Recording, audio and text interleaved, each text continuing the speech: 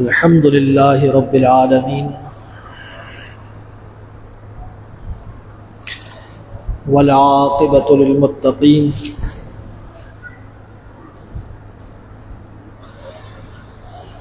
والصلاة والسلام على اشرف الانبیاء وسید المرسلین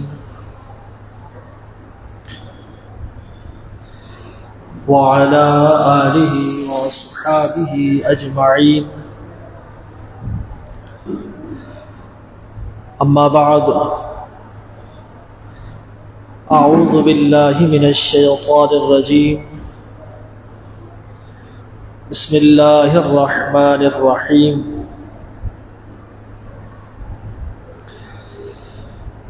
لا خیر فی کثیر من نجواہم الا من امر بصدقۃ او معروف او اصلاح بین الناس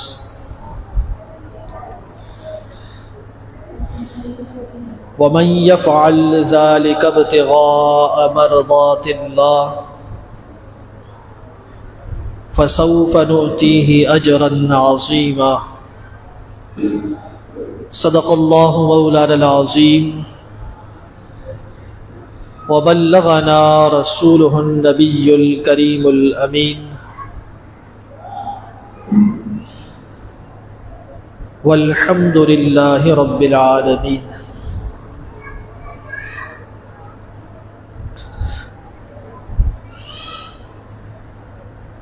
قال الله تبارك وتعالى في شان حبيبه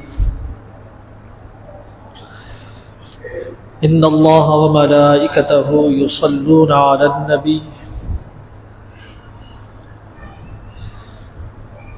یا ایہا الذین آمنوا صلوا علیہ وسلموا تسلیما.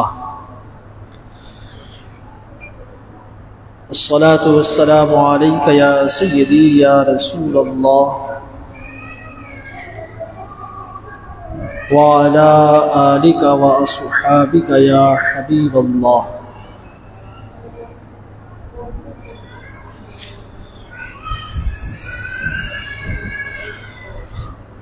اللہ رب العزت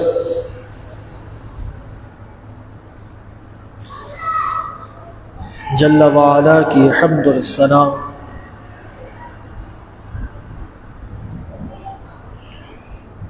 اور حضور اکرم نور مجسم رحمت عالم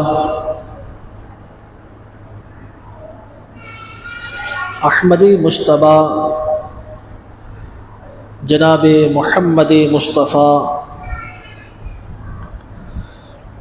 خاتم الانبیاء والمرسلین کی بارگاہ اقدس میں ہدیہ درود و سلام عرض کرنے کے بعد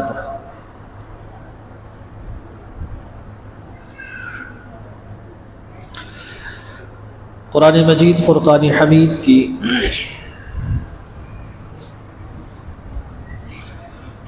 سورہ نساء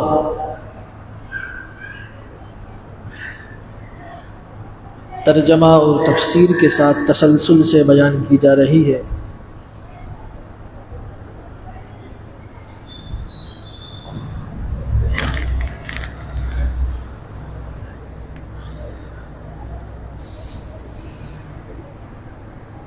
سورہ نساء کی آیت نمبر 113 تک بیان کیا جا چکا ہے.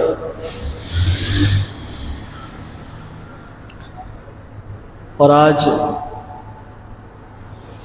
آیت نمبر 114 سے آغاز کیا جا رہا ہے.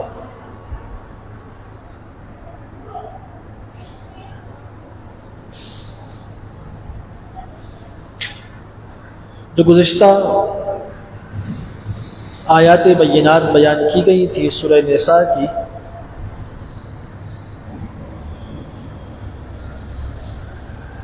ان آیات بینات میں اللہ رب العزت نے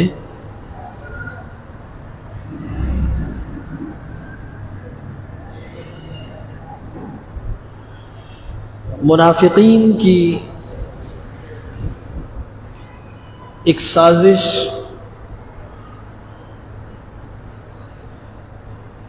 اس کو اللہ رب العزت نے بیان فرمایا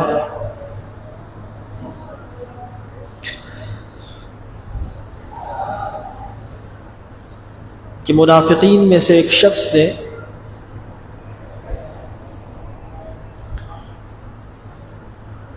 کسی انصاری کے ہاں چوری کی، اور چوری کرنے کے بعد اس کا الزام ایک یہودی شخص پر لگا دیا،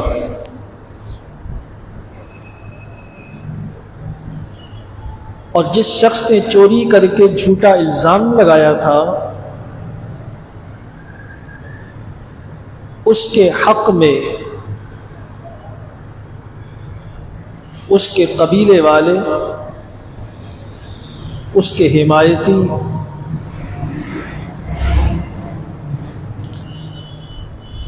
نبی کریم علیہ الصلاۃ والسلام کے پاس آئے،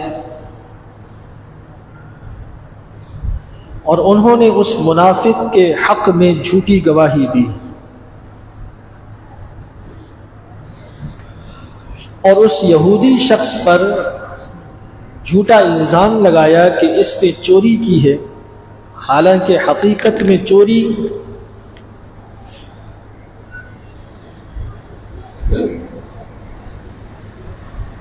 منافقین میں سے اس شخص نے کی جس کا نام بعض روایات میں بشیر بن ابیرق آیا یا طامہ بن ابیرق آیا ہے۔ جب نبی کریم علیہ الصلاۃ والسلام کے سامنے اس قدر گواہیاں لوگوں نے دی اس یہودی کے خلاف اور اس منافق کے حق میں، تو اللہ رب العزت نے قرآن مجید فرقان حمید کی آیات بینات نازل فرمائیں، اور قرآن کے ذریعے اللہ تعالی نے نبی کریم علیہ الصلاۃ والسلام کو وہ سارا ماجرا، وہ سارا معاملہ دکھا دیا جو یہ منافقین وہ سازش کر کے آئے تھے۔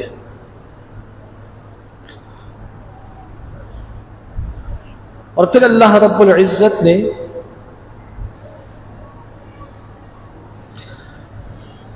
جن لوگوں نے جھوٹی گواہی دی، جنہوں نے اس یہودی پر جھوٹا الزام لگایا، ان کو اللہ رب العزت نے تنبیہ فرمائی اور ان سے کہا کہ تم نے یہ جرم عظیم کیا ہے، لہذا اللہ رب العزت سے استغفار کرو اس معاملے پر، اللہ رب العزت کی بارگاہ میں توبہ کرو، اس لیے کہ آج دنیا میں تم اس شخص کی حمایت اور اس شخص کے حق میں لڑنے کے لیے تیار ہو گئے، لیکن قیامت کے دن اللہ رب العزت کی بارگاہ میں کون اس کے لیے حمایت کے لیے کھڑا ہوگا؟ کس میں اتنی جرت اور ہمت ہے کہ قیامت کے دن اللہ رب العزت کی بارگاہ میں اس کے لیے کوئی جھگڑا کر سکے؟ اس لیے کہ آج تو تم جھوٹی گواہی دے سکتے ہو، لیکن میدان محشر میں روز قیامت اللہ کی بارگاہ میں کہ جب کوئی آسرا نہیں ہوگا، جب کوئی سہارا نہیں ہوگا، تو اس وقت کس کے اندر اتنی جرت اور ہمت ہوگی کہ اللہ کی بارگاہ میں اس منافق کے حق میں اللہ کی بارگاہ میں جو کھڑے ہو کر گواہی دے؟ اللہ رب العزت نے فرمایا کہ اللہ کی بارگاہ میں استغفار کرو، توبہ کرو، اور اللہ تعالی نے پھر نبی کریم علیہ الصلاۃ والسلام کو یہ فرمایا کہ اے محبوب، اے رسول مکرم، اللہ تعالی نے آپ پر خاص رحمت فرمائی، آپ پر اللہ رب العزت نے اپنا خاص فضل فرمایا کہ یہ منافقین جو سازش کر کے آئے تھے اور یہ جو پلاننگ کر کے آئے تھے، اگر یہ اس میں کامیاب ہو جاتے تو نبی کریم علیہ السلام کی نبوت اور نبی کریم علیہ السلام کی عزت مبارکہ پر یہ پھر ضرب لگاتے اور یہ کہتے کہ یہ کیسا اللہ کا نبی ہے کہ جو ہمیں نہ پہچان سکا، ہماری جھوٹی گواہی کو نہ پہچان سکا، تو پھر یہ کیسے مسلمانوں کی درمیان نبوت اور رسالت کا دعویٰ کر رہے ہیں؟ یعنی سرکار دو عالم صلی اللہ علیہ وسلم کی نبوت اور رسالت اور آپ کی عزت و حرمت پر ضرب لگاتے یہ منافقین. لیکن رب ذوالجلال نے فرمایا کہ اے محبوب، آپ پر اللہ رب العزت کی رحمت اور فضل کہ اللہ تعالی نے آپ کو ان کی سازش سے محفوظ فرمایا ہے، اور فرمایا کہ یہ چاہتے ہوئے بھی آپ کو ذرہ برابر بھی نقصان نہیں پہنچا سکتے، یہ نقصان نہیں پہنچا سکتے. جس طرح نبی کریم علیہ السلام کو مدینہ منورہ میں جب منافقین مسلمانوں کی جماعت میں بیٹھتے اور مسلمانوں کے درمیان آ کر بیٹھا کرتے تو اللہ کے رسول صلی اللہ علیہ وسلم جب مسلمانوں کو، صحابہ کو غیب کی خبریں سنایا کرتے، جنت کی خبریں سناتے، دوزخ کے احوال بتاتے، آسمانوں کی خبریں سناتے، آخرت کے احوال بیان فرماتے، تو یہ جو منافقین بیٹھے ہوئے ہوتے تھے نا درمیان میں، وہ آپس میں سرگوشی کرتے اور آپس میں ایک دوسرے سے یہ کہتے کہ یہ کیسے اللہ کے نبی ہیں، یہ آسمان کے اوپر کی خبریں تو بتا رہے ہیں لیکن ہم جو سامنے بیٹھے ہیں ہمیں نہیں پہچان پا رہے، ہم تو ان کے سامنے بیٹھے ہیں اور ہم ان کی مخالفت میں ہیں، لیکن اس کے باوجود بھی یہ ہمیں نہیں پہچان پاتے اور آسمان کے اوپر کی خبریں دینے کی یہ دعویٰ کر رہے ہیں. یعنی جو آنکھ سے اوجھل ہے اس کی خبر دے رہے ہیں، جو سامنے بیٹھا ہے اس کا پتہ ہی نہیں.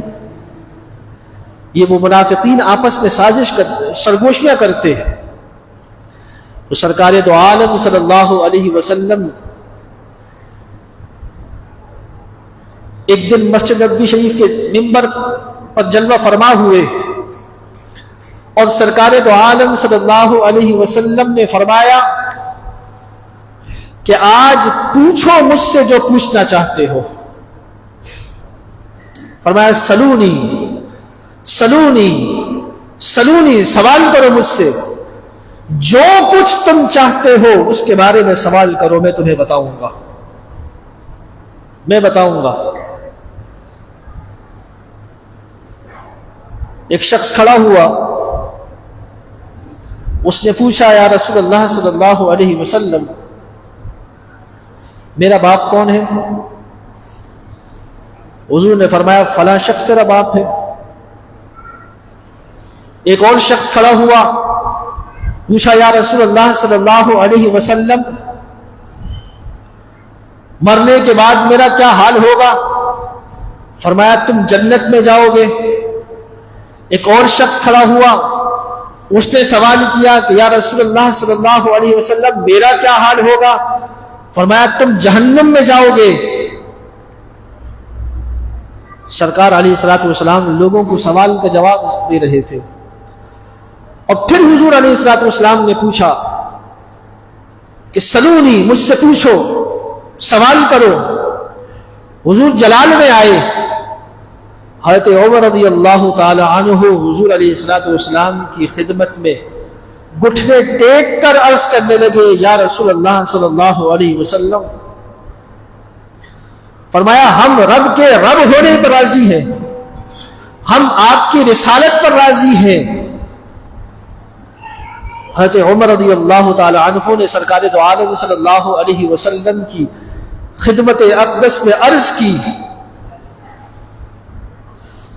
تو حضور علیہ السلام کا جو جلال تھا وہ کم ہوا۔ تو یہ منافقین جو ہے یہ اپنی سوچ کے مطابق یہ سوچتے تھے کہ ہمیں نہیں پہچان پاتے اور آسمانوں کے اوپر کی باتیں کرتے ہیں۔ تو اللہ رب العزت نے فرمایا، اے محبوب، اگر اللہ رب العزت کی رحمت اور اللہ کا فضل آپ پر نہ ہوتا تو یہ آپ کے خلاف جو ہے نا بڑی سازش کر چکے تھے، یہ آپ کے خلاف سازش کر چکے تھے، لیکن اللہ رب العزت نے آپ پر فضل فرمایا، آپ پر رحمت فرمائی اور آپ کو ہر اس چیز کا علم عطا فرما دیا جس کے بارے میں آپ نہیں جانتے تھے۔ وَعَلَّمَكَ مَا لَمْ تَكُنْ تَعْلَمْ، فرمایا محبوب اللہ تعالی نے آپ کو ہر اس چیز کا علم عطا فرما دیا جس کو آپ نہیں جانتے تھے۔ اور اسی لیے سرکار دو عالم صلی اللہ علیہ وسلم کے لیے ما کان و ما یکون کا جو علم ہم مانتے ہیں وہ قرآن مجید فرقان حمید کی اسی آیت سے کہ اللہ رب العزت نے فرمایا، اے محبوب آپ جو کچھ نہیں جانتے تھے ہم نے آپ کو اس چیز کا علم عطا فرما دیا۔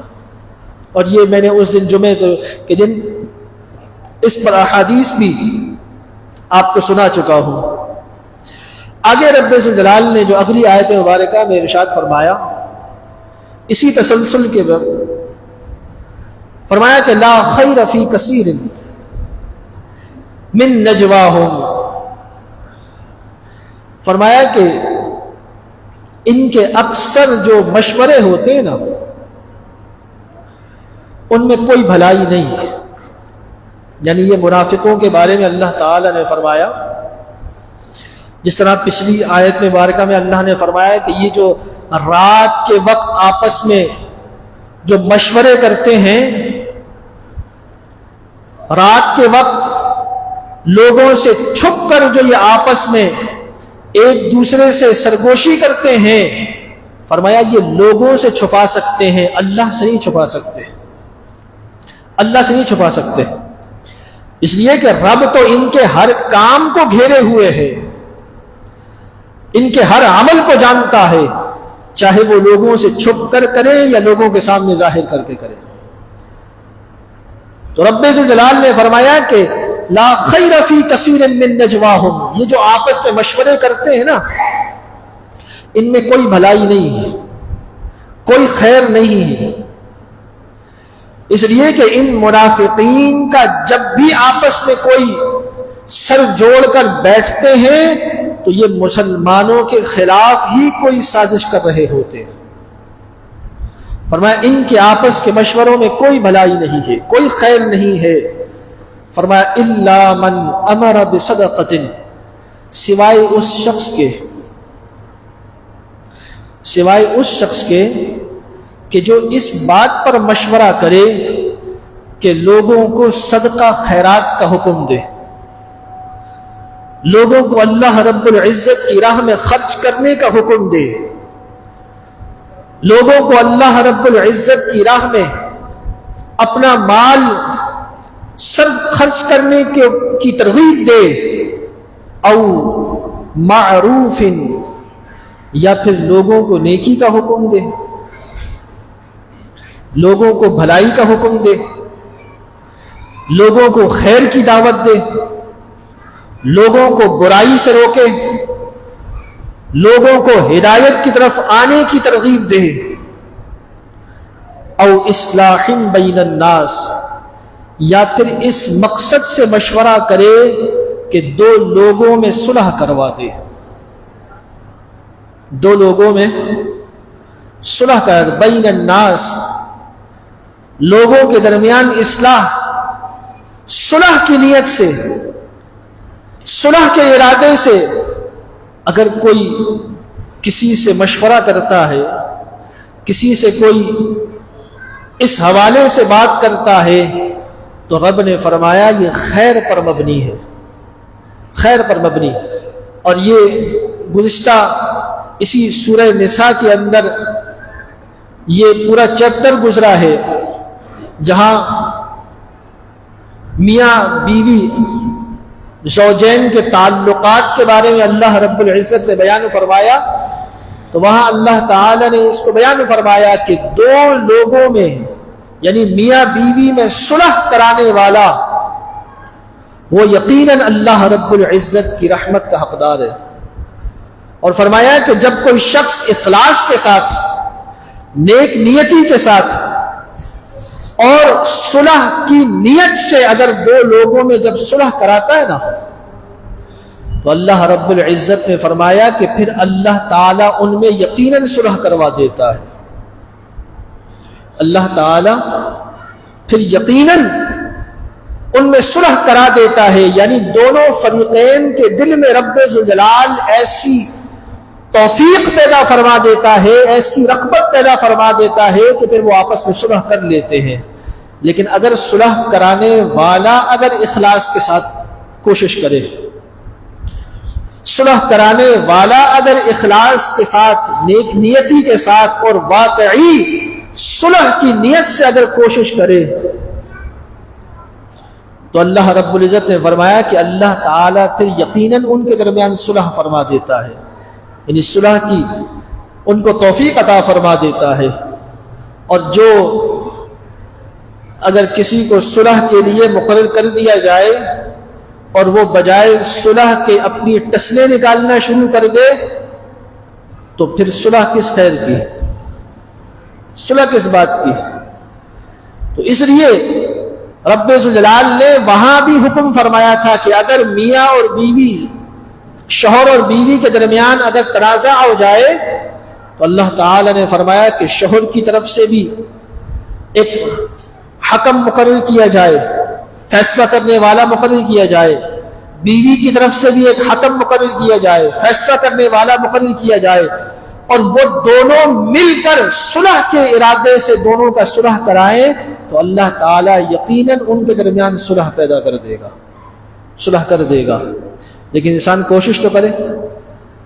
رب ذوالجلال نے فرمایا کہ اگر کوئی کسی کو صدقے کا حکم دیتا ہے تو یہ بھی خیر ہے، کسی کو بھلائی کا، نیکی کا حکم دیتا ہے تو یہ بھی خیر ہے، اور اگر کوئی دو لوگوں کے درمیان صلح کرنے کا ارادہ کرتا ہے، نیت کرتا ہے، کوشش کرتا ہے، تو یہ بھی خیر ہے۔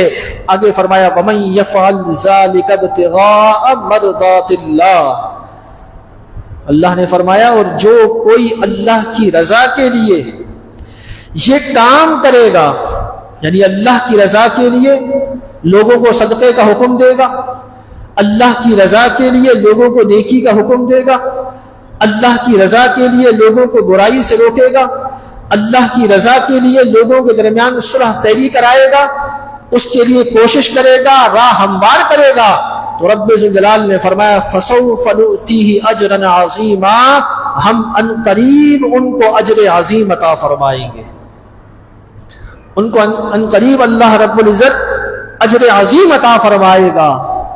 کہ ایک تو یہ انسان ہے کہ خود انسان وہ عمل کرے، خود صدقہ خیرات کرے، اس کا بھی اجر ہے، لیکن کوئی کسی کو صدقے خیرات کی تاکید کرے، اس کو تعلیم دے، ترغیب دے، اس کو مشورہ دے، کسی کو نیکی کا مشورہ دینا، کسی کو ترغیب دلانا، اس پر بھی رب ذوالجلال نے فرمایا کہ اللہ کی رضا کے لیے کوئی یہ کام کرتا ہے تو اللہ تعالیٰ بھی ان قریب اس کو اجر عظیم عطا فرمائے گا۔ آگے رب ذوالجلال نے فرمایا وَمَن يُشَاقِقِ الرَّسُولِ، وَمَن يُشَاقِقِ الرَّسُولِ، اور جو رسول کی مخالفت کرے، رسول اللہ صلی اللہ علیہ وسلم کے خلاف کام کرے، من بعد ما تبین لہ الہدا، بعد اس کے کہ اس پر ہدایت ظاہر ہو جائے، یعنی ایک شخص پر ہدایت ظاہر ہو گئی،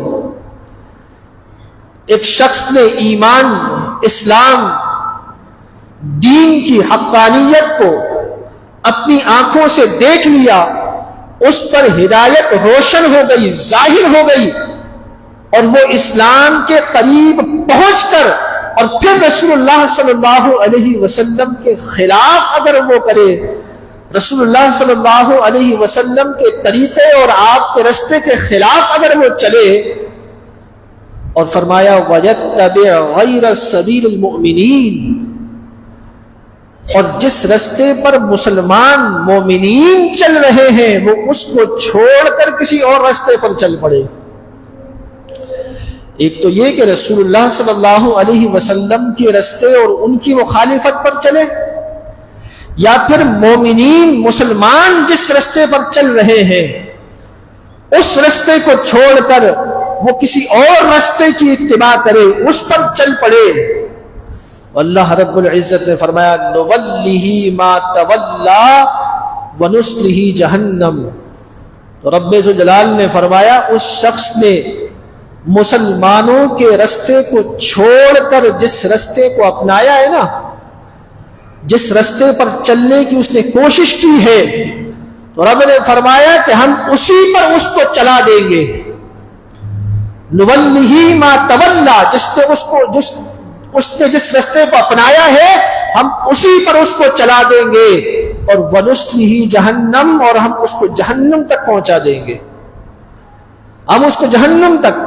اس لیے کہ جس نے رسول اللہ صلی اللہ علیہ وسلم کے رستے کو چھوڑا تو وہ جہنم کے رستے پر گیا، جس نے مومنین کے رستے کو چھوڑا اس نے یقیناً ہدایت کے رستے کو چھوڑ دیا، اور جس نے ہدایت کے رستے کو چھوڑ دیا تو پھر اس کا تو ٹھکانہ جہنم ہی ہے، اس کا ٹھکانہ تو پھر جہنم ہے۔ اس لیے کہ اللہ رب العزت نے تو مومنین کی جماعت پر فرمایا کہ ید اللہ علی الجماعہ، کہ مومنین کی جماعت جس طرف ہے اللہ رب العزت کی کا دست قدرت اس جماعت پر ہے۔ اور مسلمانوں کو چھوڑ کر کوئی شخص اگر اپنا الگ رستہ بناتا ہے، اپنا الگ طریقہ کار اپناتا ہے، اپنا الگ کوئی طریقہ ہدایت سے ہٹ کر وہ اپناتا ہے، تو رب ذوالجلال نے فرمایا پھر ہم اس کو اسی رستے پر ڈال دیں گے، اس لیے کہ اس نے خود اس کو اپنے لیے پسند کیا ہے، خود اس کو اپنے لیے پسند کیا۔ منافقین وہ اسلام تک پہنچے، کلمہ پڑھا، اسلام کے قریب آ کر، اور پھر انہوں نے اسلام میں سے اپنے لیے الگ رستے کو اپنا لیا، اپنے لیے الگ طریقہ کار کو اپنا لیا، اپنے لیے الگ رستے کو جو ہے انہوں نے پسند کر لیا، تو رب ذوالجلال نے فرمایا کہ پھر انہوں نے جس رستے کو پسند کیا ہے پھر ہم ان کو اسی رستے پر چلاتے ہوئے جہنم تک پہنچا دیں گے، ان کا ٹھکانہ پھر جہنم ہے، اور وساءت مصیرا، اور اللہ نے فرمایا یہ کیسا برا ٹھکانہ ہے، یہ کیسا برا ٹھکانہ ہے۔ یہ آیت مبارکہ جو نازل ہوئی، یہ جس وقت نازل ہوئی اس وقت روئے زمین پر جتنے مسلمان تھے وہ کون تھے؟ وہ مسلمان کون تھے؟ صحابہ اکرام علیہ رضوان تھے۔ کون تھے؟ اس لیے کہ یہ آیت کس پر نازل ہوئی؟ نبی کریم علیہ الصلوۃ والسلام۔ کس پہ؟ کوئی شک ہے آپ لوگوں کو؟ تو جواب نہیں دے رہے۔ کس پر نازل ہوئی؟ نبی کریم علیہ الصلوۃ والسلام پر۔ اور اس وقت جتنے مسلمان تھے وہ کون تھے؟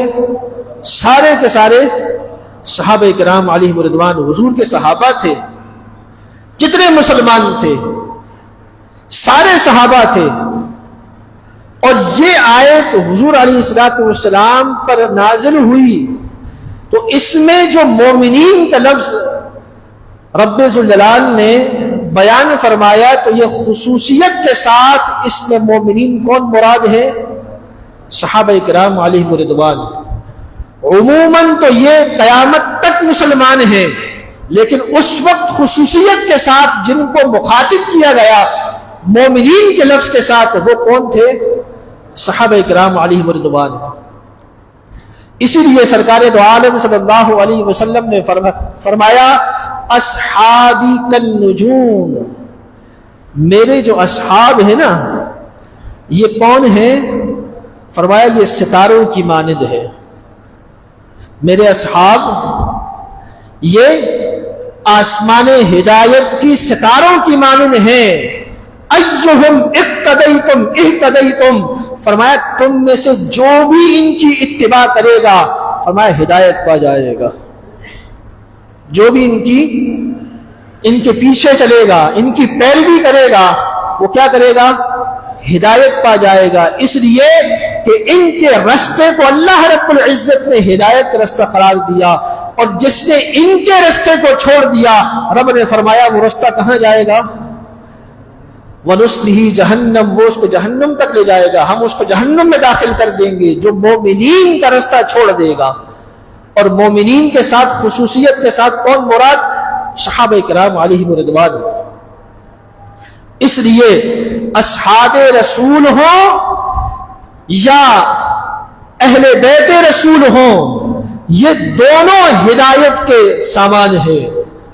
سرکار دو عالم صلی اللہ علیہ وسلم نے فرمایا میری اہل بیت یہ کشتی نوح کی مثل ہے، کشتی نوح کی مثل ہے، یعنی نوح علیہ السلام کی کشتی کی مثل ہے، جو اس میں سوار ہو گیا وہ گمراہی سے بچ گیا۔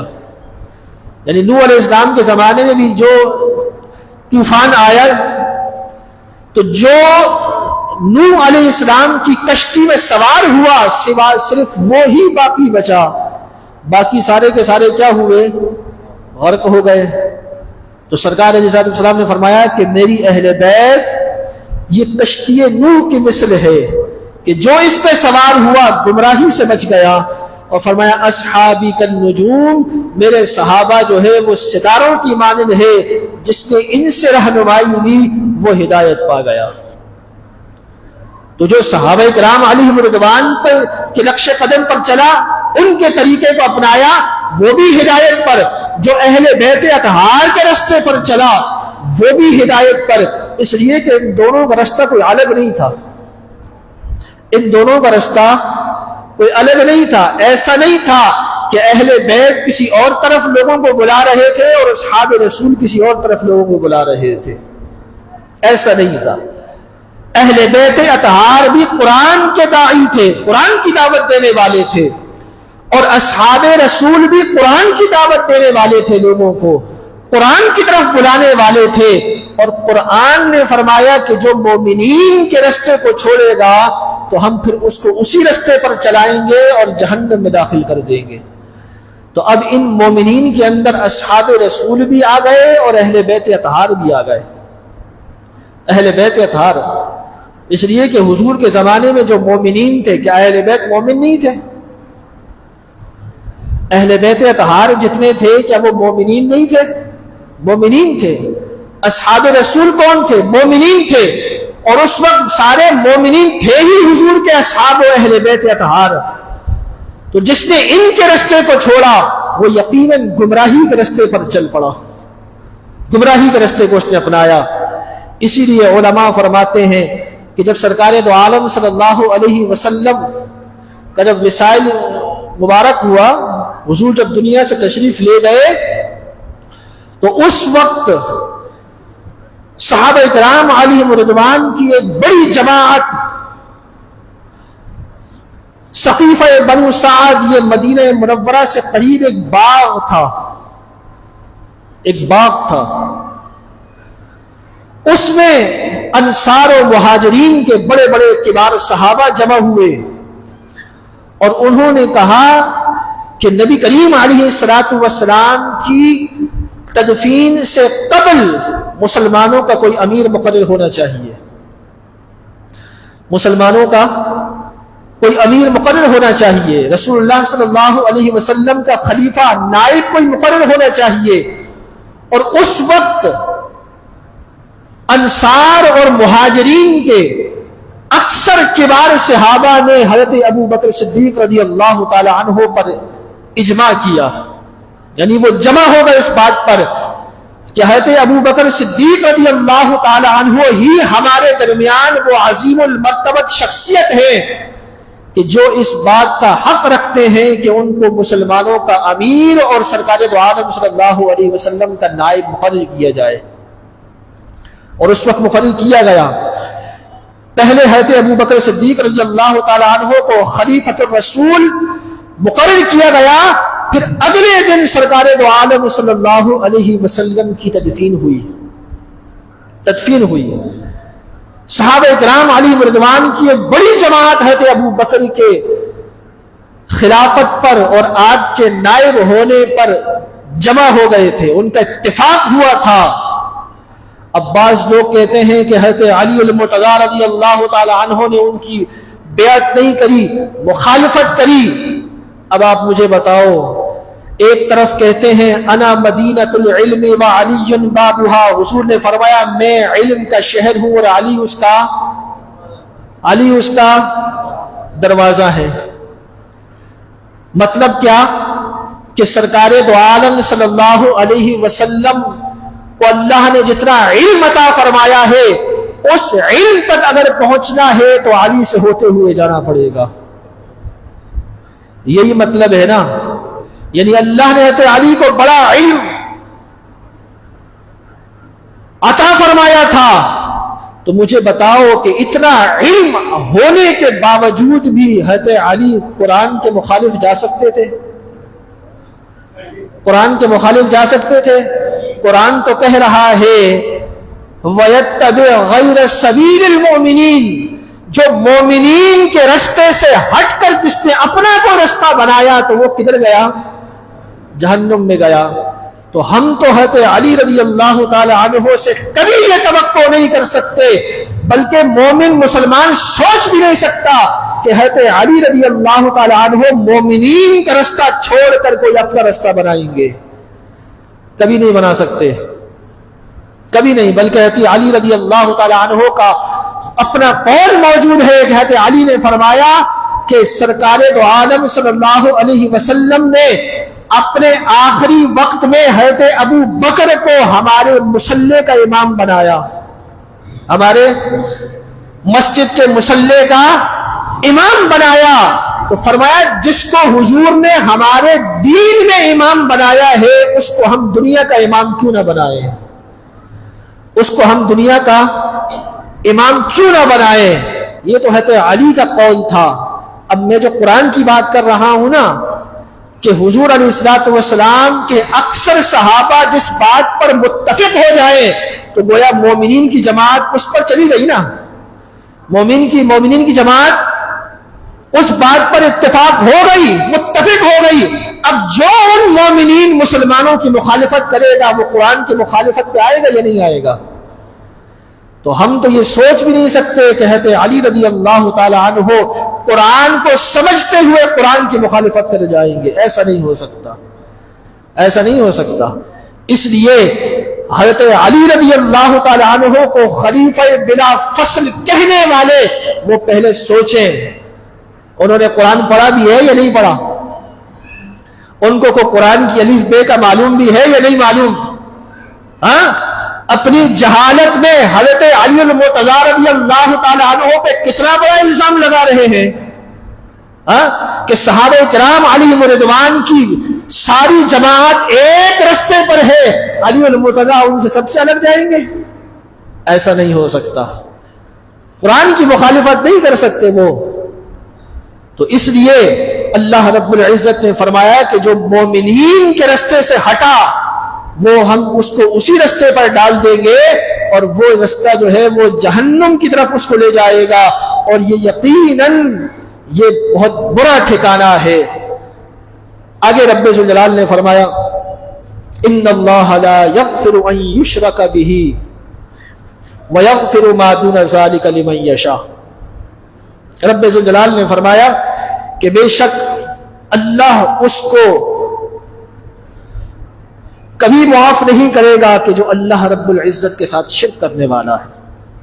مشرک کی معافی نہیں، مشرک کی مغفرت نہیں. اگر وہ اسی شرک کی حالت میں دنیا سے چلا گیا، انتقال کر گیا، تو اللہ رب العزت نے فرمایا کہ اللہ تعالی شرک کو معاف نہیں فرمائے گا، شرک کو معاف نہیں فرمائے گا. وَيَغْفِرُ مَا دُونَ ذَلِكَ لِمَن يَشَاءُ. اب اس شرک سے نیچے جتنے گناہ ہیں نا، چاہے کتنا ہی بڑا گناہ کیوں نہ ہو، شرک کے علاوہ کوئی بھی گناہ ہو، رب نے فرمایا کہ ہم اس کو معاف کر دیں گے جس کے لیے چاہیں گے. جس کے لیے رب چاہے گا اس گناہ کو کیا کرے گا؟ معاف کر دے گا. کوئی شخص چوری کرنے والا ہو، گناہ کبیرہ ہے، رب چاہے تو اس کو معاف کر دے گا. کوئی زنا کرنے والا ہو، رب اس کو اگر چاہے گا معاف کر دے گا. کوئی اگر چغلی کرنے والا ہے، قتل کرنے والا ہے، کوئی کسی کا مال دبانے والا ہے، رب اگر چاہے گا تو اس کو کیا کرے گا؟ معاف کر دے گا. لیکن شرک کو معاف نہیں کرے گا، شرک کو معاف نہیں کرے گا. اور یہ میں پہلے کئی مرتبہ بتا چکا ہوں کہ شرک کی تعریف کیا ہے اور شرک کہاں لازم آتا ہے، کہاں نہیں لازم آتا. ابھی بیان کروں گا تو لمبا ٹائم ہو جائے گا. لیکن رب ذوالجلال نے فرمایا شرک کو رب معاف نہیں کرے گا، مشرک کی معافی نہیں ہے. اور مشرک کے حق میں اللہ تعالیٰ کسی کی سفارش قبول بھی نہیں فرمائے گا، کسی کی سفارش قبول بھی نہیں فرمائے گا. آگے فرمایا وَمَن يُشْرِكْ بِاللَّهِ فَقَدْ ضَلَّ ضَلَالًا بَعِيدًا. فرمایا اور جس نے اللہ کے ساتھ کسی کو شریک بنایا تو بلا شبہ وہ گمراہی میں مبتلا ہو گیا اور وہ ہدایت سے بہت دور چلا گیا، بہت دور چلا گیا. اس لیے کہ مشرک جب رب کے ساتھ کسی کو شریک ٹھہرائے گا اور اللہ کے علاوہ کسی کو معبود تسلیم کر لے گا تو پھر اس کا ہدایت سے کیا لینا دینا، پھر اس کا ہدایت سے کیا لینا دینا. آگے فرمایا ان يدعون من دونه الا اناثا. فرمایا یہ جو مشرک ہے نا، شرک کرتے ہیں اللہ کے علاوہ، جو یہ خدا جن کو انہوں نے بنایا ہے، جو معبود بنائے ہوئے ہیں اپنے ہاتھوں سے، اللہ نے فرمایا یہ اللہ کے سوا یہ جو مشرکین جن کی عبادتیں کرتے ہیں یہ سارے کے سارے کیا ہیں؟ یہ سارے عورتیں ہیں. یہ جتنے ان کے معبود ہیں یہ سب کیا ہیں؟ عورتیں ہیں. فرمایا الا اناسا، یہ ساری کی ساری مؤنث ہیں، یہ سارے مؤنث، یعنی یہ عورتوں کی عبادت کرنے والے رب پہ الزام ٹھہراتے ہیں.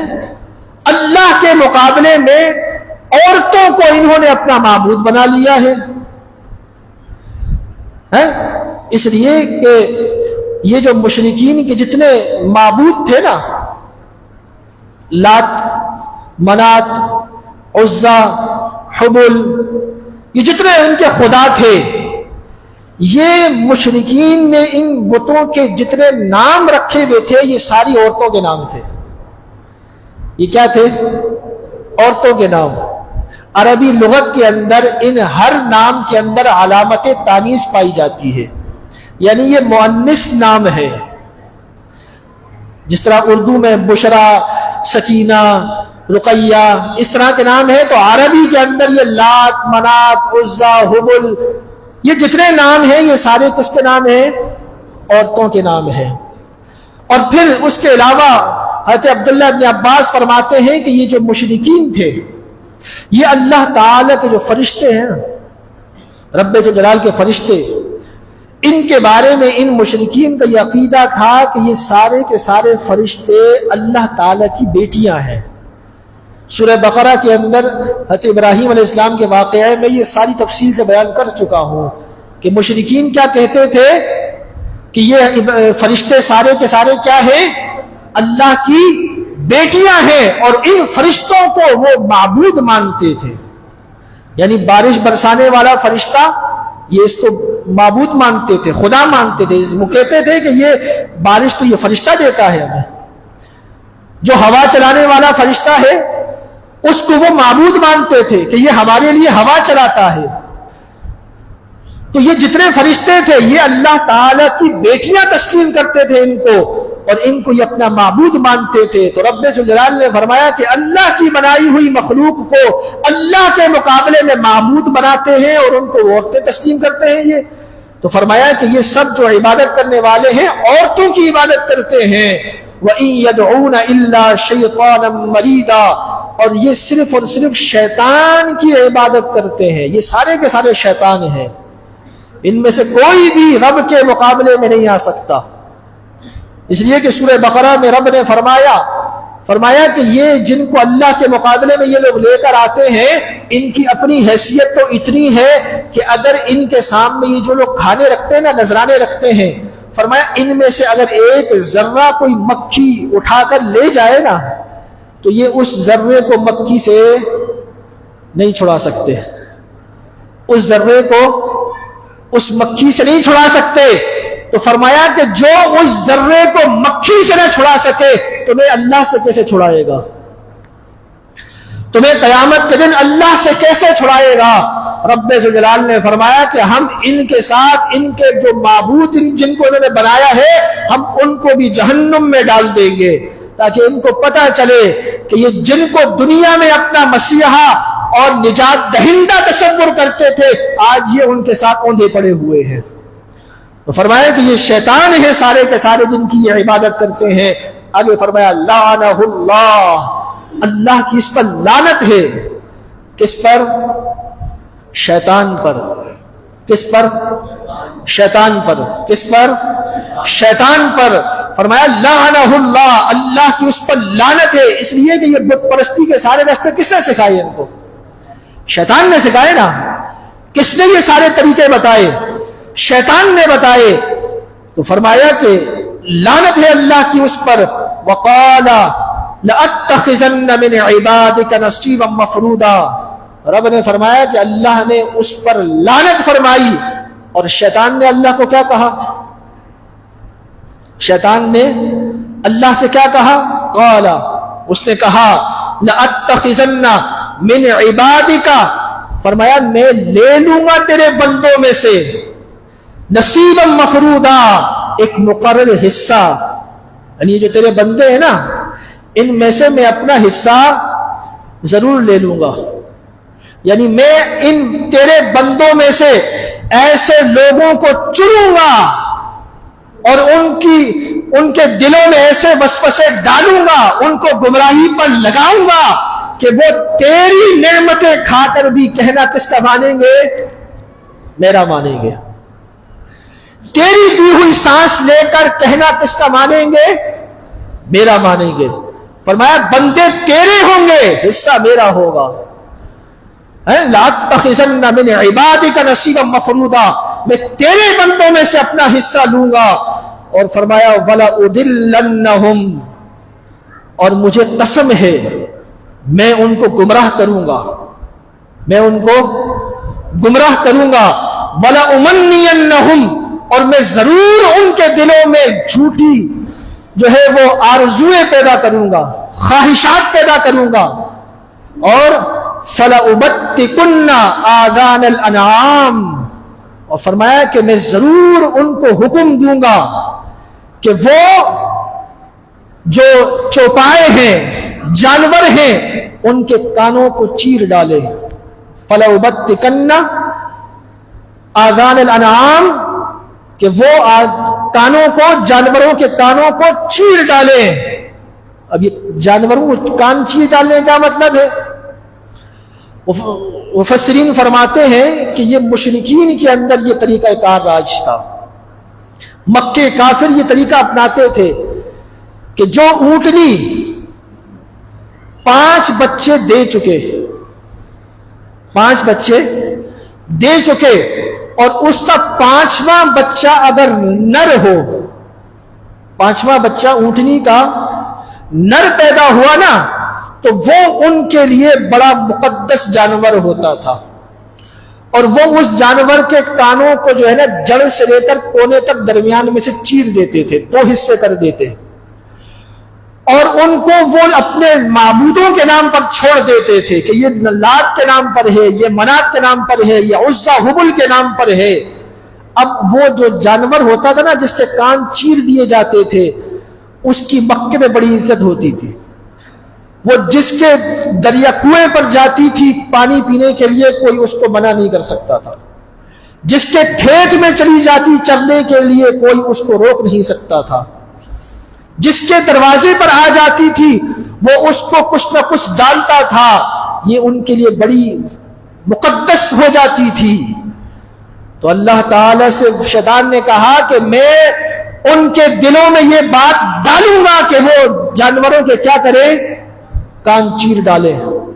پھر وہ اس جانور پر سواری بھی نہیں کرتے تھے، اس جانور کو وہ ذبح بھی نہیں کرتے تھے، اس جانور کا دودھ بھی نہیں نکالتے تھے، اس جانور کا دودھ بھی نہیں پیتے تھے، اس لیے کہ وہ ان کے لیے مقدس ہو جاتی تھی۔ یہ مشرکین کا طریقہ تھا۔ کس کا؟ اب بعض لوگ اس آیت کو پڑھ کر کہتے ہیں کہ دیکھو مشرکین جو کام کرتے تھے آج مسلمان بھی وہی کام کرتے ہیں، کہ جناب یہ حضور غوث اعظم کا بکرا ہے، یہ داتا علی اجمیری کا بکرا ہے، یہ خواجہ اجمیر کی گائے ہے، یہ غازی عبداللہ شاہ غازی کے نام کی ہے۔ کہتے ہیں دیکھو جو کام وہ کرتے تھے وہی کام یہ مسلمانوں نے شروع کر دیے ہیں، لہٰذا یہ کیا ہے؟ حرام ہے۔ یاد رکھو مشرکین کا جو طرز عمل تھا وہ ان کے لیے مقدس ہو جاتی تھی، یعنی وہ اس کو اپنا معبود تسلیم کر لیتے تھے، اس کی اس طرح عزت کرتے تھے۔ لیکن جو حضور غوث اعظم کے لیے بکرا ذبح کرتا ہے وہ اس کے لیے مقدس نہیں ہو جاتا۔ یاد رکھو وہ ایک عام جانور ہے، اس کو ذبح کیا جاتا ہے، مشرکین ذبح نہیں کرتے تھے۔ مسلمان اس کو ذبح اللہ کے نام پر کر کے اس کا گوشت خود کھاتے ہیں، مشرکین گوشت نہیں کھاتے تھے، مشرکین اس کا گوشت نہیں کھاتے تھے۔ زمین و آسمان کا فرق ہے، وہ لات و منات و عزا کے نام پر ان جانوروں کو چھوڑتے تھے، مسلمان تو بسم اللہ اللہ اکبر کہہ کر اس کو ذبح کرتا ہے۔ یار ہے کون ہے آپ میں سے جو اٹھ کر یہ مجھے بتائے کہ اس نے آج تک یہ کیا ہو کہ حضور غوث اعظم کے نام سے ذبح کر رہا ہوں؟ کسی نے کیا آج تک؟ کوئی ہاتھ اٹھائے۔ جاہل سے جاہل آدمی بھی ہوگا تو وہ کبھی بھی ایسا نہیں کرے گا۔ تو ایسا ظلم مت کرو مسلمانوں کے ساتھ کہ مسلمانوں کی حلال چیزوں کو جو ہے وہ حرام قرار دے رہے ہو، یہ ظلم زیادتی ہے۔ تو رب ذوالجلال سے شیطان نے کہا کہ میں ان کے دلوں میں ڈالوں گا کہ وہ شیطان جانوروں کیا کریں گے؟ کان چیر ڈالیں گے۔ آگے فرمایا وَلَآمُرَنَّهُمْ، اور میں ان کو حکم دوں گا فَلَيُغَيِّرُنَّ خَلْقَ اللَّهِ، کہ وہ اللہ کی تخلیق کو کیا کریں؟ بدل ڈالے، اللہ کی تخلیق کو بدل ڈالیں۔ کیسے بدلیں گے؟ اللہ کی تخلیق کو کیسے بدلیں گے؟ حضرت عبداللہ ابن مسعود رضی اللہ تعالی عنہ نے فرمایا کہ اللہ کی تخلیق کو بدلنا ایسا ہے، فرمایا اس سے مراد وہ عورتیں ہیں جو اپنے ہاتھوں پیروں پر نقش و نگار کھدوا کر اللہ کی تخلیق کو بدل دیتی ہیں۔ سمجھ رہے؟ آج کل کے زمانے میں اس کو کیا بولتے ہیں؟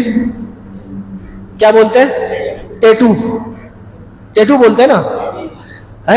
اس زمانے میں بھی خاص طور کے عورتیں جو ہے وہ اپنے جسموں پر یہ کھدواتی تھی مختلف، اور اس میں جو ہے وہ مختلف مثالیں بھر دیے جاتے تھے، اور وہ ہمیشہ ان کے جسم پر وہ نقش و نگار رہتے تھے۔ سرکار علیہ الصلوۃ والسلام نے فرمایا اللہ کی لعنت ہے ایسے لوگوں پر، چاہے وہ مرد ہے یا عورت ہے، جو اپنے جسموں کو کھدواتے ہیں۔ فرمایا کہ وہ اللہ کی تخلیق کو بدلنے والے ہیں۔ آگے حضرت عبداللہ ابن مسعود نے فرمایا اللہ کے رسول نے ان عورتوں پر لعنت کی جو اپنے جسموں کو کھدواتی ہیں اور اپنے بال اکھاڑتی ہیں زینت کے لیے۔ کس کے لیے؟ بالوں کو کیا کرتی ہیں؟ اکھاڑتی ہیں۔ رب نے تمہیں بال دیے ہیں، تم ان کو کیا کر رہی ہو؟ جڑ سے اکھاڑ رہی ہو۔ ایسا ہے یا نہیں؟ شاذ و نادر کوئی ایسی خاتون آج کے زمانے میں ہوگی کہ جو یہ عمل نہ کرتی ہو۔ ورنہ اس کو وہ کیا بولتے ہیں، وہ آئیبرو بنانا، ایسا ہی ہے نا؟ ہاں میں نے صحیح کہا نا کہ شاذ و نادر ہی کوئی عورت ایسی ہوگی جو یہ کام کرتی ہو۔ اللہ کے رسول نے فرمایا کہ اس پر لعنت ہو کہ جو اپنے بال اکھاڑتی ہے اور خوبصورتی کے لیے۔ ایسا کیوں کرتی ہے؟ کیا کیوں کرتی ہے؟ خوبصورتی کے لیے ایسا کرتی ہے، فرمایا اس پر لعنت ہو۔ اور فرمایا کہ جو اپنے دانتوں کے درمیان جھریاں کرواتی ہے، یعنی اس زمانے میں، آج کل کے زمانے میں تو یہ فیشن نہیں ہوگا، لیکن اس زمانے میں یہ فیشن ہوگا کہ عورتیں اپنی دانتوں کے درمیان جھریاں کرواتی تھیں، یعنی گیپ کرواتی تھیں۔ یہ اس زمانے میں حسن کی علامت ہوگی، آج کل کے زمانے میں اور چیزیں ہیں۔ تو فرمایا کہ ان پر بھی لعنت ہو، اور فرمایا اللہ کی بنائی ہوئی صورت کو بدلتی ہیں۔ حضرت عبداللہ ابن مسعود نے جب یہ روایت بیان کی نا، تو اس وقت ایک